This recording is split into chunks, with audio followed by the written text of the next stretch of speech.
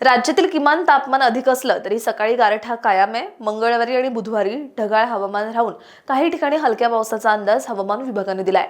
राज्यातील काही भागात आज किमान तापमानात किंचित घट दिसून आली, मात्र बहुतांश भागात किमान तापमानाचा पारा अधिकच आहे, तर काही ठिकाणी ढगाळ हवामानही होते।